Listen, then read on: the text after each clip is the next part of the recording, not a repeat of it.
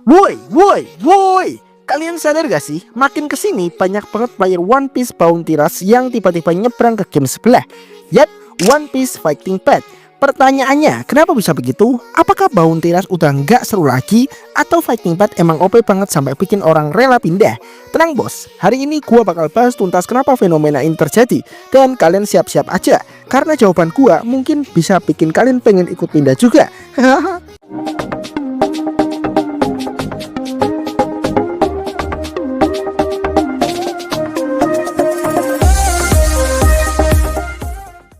Sebelum masuk ke detailnya, mari kita taruh dulu di meja plus minus dari dua game ini. Bounty Rush plusnya adalah gameplay cepat 4 versus 4, ringan buat HP, gampang dimainin bareng temen, dan update global jelas. Tapi minusnya, sering ketemu meta X yang bikin F2P nangis, konten terbatas cuma PvP arena, dan makin lama bisa kerasa repetitif. Oke, selanjutnya One Piece Fighting Path plusnya adalah grafisnya itu cakep. Banyak mode dari story sampai open world, karakter lebih balance, dan experience sebagai fan One Piece jauh lebih hidup. Minusnya, game ini masih terbatas di region China. Size-nya gede banget dan butuh device agak kuat biar lancar. Dan yang paling jadi poin plusnya adalah butuh VPN untuk bermain game ini. Apalagi kalau main mode PvP, itu bener-bener butuh banget. Dan ini bener-bener jadi minus yang gede banget sih menurut gua pribadi ya. Nah, dengan kondisi kayak gini, wajar kalau banyak player mulai bandingin dan sebagian akhirnya pindah. Sekarang kita kupas lebih detail satu-satu, mulai dari segi gameplaynya cuy. Oke, pertama-tama kita bahas soal gameplaynya. Di Bounty Rush fokusnya ya 4 versus 4 capture treasure doang. Seru, jelas seru. Apalagi kalau tim kompak. Tapi lama-lama bosan juga karena formatnya itu aja, kayak ya monoton gitu lah guys ya. Nah, di Fighting Path, bro, kalian bukan cuma berantem PvP, tapi bisa jalan-jalan di open world, ikut story original One Piece, lawan boss raid, grinding dungeon, bahkan PvP ala arena. Jadi kalau OPBR tuh kayak snack, Fighting Path itu kayak makan prasmanan. Lengkap banget men. Oke, nomor 2 adalah alur ceritanya. Jujur aja ya, OPBR itu kayak arena battle doang. Nggak ada storyline yang bikin kita ngerasa hidup di dunia One Piece. Tapi di One Piece Fighting Path, dari S Blue sampai Grand Line, kalian bisa ikut cerita original. Ada cutscene, voiceover, bahkan interaksi sama karakter. Rasanya tuh bener-bener kayak ikut petualangan Luffy CS. Buat fans sejati, ini priceless banget sih. Oke, selanjutnya ada grafis dan animasi. OPBR oke lah, apalagi buat HP standar. Tapi kalau dibandingin sama Fighting Path, tuh jauh bos.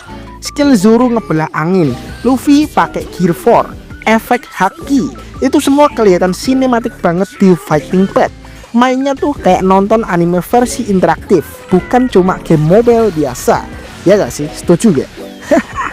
Oke, selanjutnya masalah yang paling sensitif nih, yaitu adalah gacanya ya. Sistem gacha nih cuy. Di OPBR kalian tahu sendirilah, kalau enggak hoki dapat X, siap-siap jadi samsak musuh di arena.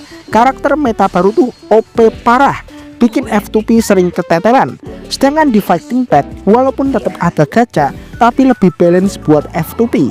Banyak karakter yang bisa didapetin lewat event, dan karakter lama nggak langsung mati meta karena ada sistem upgrade. Jadi meskipun kalian nggak top up, masih bisa kompetitif. Fair play banget. Setuju gak sih? Ya, di sini kan ada mode PvP dan PvP-nya itu nggak pay to win, real time banget. Jadi emang membutuhkan bener-bener skill kalian ya. Jadi kalian nggak perlu takut kayak misalnya power musuh itu lebih gede dari kalian ya. Terus ada apalagi itulah ya yang upgrade-nya yang pay to win banget, itu yang top up-nya gede-gedean. Tapi kalau udah masuk di mode PvP, ya itu tergantung skill kalian. Kalian jago apa enggak gitu guys ya. Kecuali kalau mode PvE. Nah, itu baru bisa diperbincangkan ya. Oke, selanjutnya kita ngomongin meta nih. OPBR sering bikin pemain stres. Begitu X baru keluar, meta auto goyang. Sementara di Fighting Path, meta lebih seimbang. Karakter lama kayak Ace, Zoro, atau Luffy versi 1 pun masih bisa dipakai kalau dibuild dengan benar. Ya nggak sih? Nggak ada tuh tulisan harus gacha karakter terbaru biar bisa menang. Jadi lebih ramah buat player lama maupun player baru. Bener gak sih? Setuju gak? Ya, jadi ini balik lagi ke segmen berikut. Jadi ini balik lagi segmen sebelumnya yang dimana itu fair play banget, bener-bener real time banget ya. Mau kalian pakai karakter yang sekelas Momonosuke kecil, yang bocil itu guys, kalian masih bisa menang. Ya semuanya tergantung skill kalian ya, gak tergantung dari power karakter kalian. Jadi bener-bener fair play banget. Selanjutnya alasan yang jarang dibahas nih, toxic player ya. Di OPBR udah sering banget ketemu tim AFK, troll, atau malah yang main cuma buat kill, lupa capture treasure. Hasilnya mental kalian yang kena. Sedangkan di Fighting Pack kalian punya banyak konten solo. Mau grinding santai, lawan bos sendirian, atau cuma jalan-jalan di dunia One Piece, semuanya bisa. Kalau bosan PvP tinggal switch ke PvE. Simple kan? Ya. Oke, selanjutnya karakter dan skin. Ya, kalau kita ngomongin soal karakter, jelas dua game ini punya pendekatan beda banget. Di Bounty Rush, karakter keluar lewat banner gacha dan sering banget X atau limited unit langsung jadi meta. Animasi skill sih oke, tapi variasi skill yang sangat terbatas. Kebanyakan skin cuma recolor atau kostum event, gak terlalu banyak yang bikin wah. Oke, sedangkan di Fighting Pack, ini gak usah dibincangin lagi cuy, gak usah diobrol lagi. Ini gila banget. Karakter yang rilis bener-bener hidup dan detail, dengan skill set unik, kombonya panjang, bahkan cutscene serangan spesial. Skinnya lebih kreatif, dari kostum summer, formal, sampai alternate look, bikin karakter lebih fresh. Jadi kalau di OPBR skin itu bonus kecil, di Fighting Pack skin bisa bikin karakter kelihatan kayak unit baru. Oke, selanjutnya kita bahas soal NPC dan interaksi nih. Nah, di OPBR NPC hampir gak ada. Semua fokusnya ke battle 4 versus 4. Jadi kalau kalian nggak di arena, ya udah gitu aja.